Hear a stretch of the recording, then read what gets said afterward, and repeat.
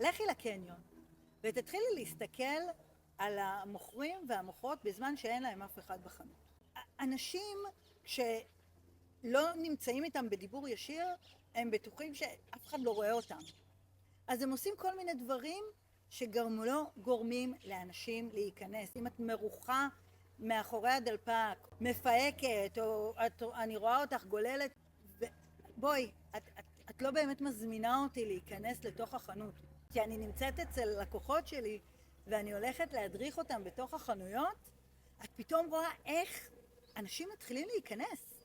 כי יש אקשן, זה מעורר סקרנות, מה קורה שם בחנות הזאת? תדאגי שבחנות שלך, האנשים שלך תמיד יהיו באיזושהי עשייה. שתהיה איזושהי פעולה, גם אם עכשיו שתי המוכרות שלך עושות סימולציות אחת לשנייה, זה מעורר סקרנות. אנשים ייכנסו לתוך החנות.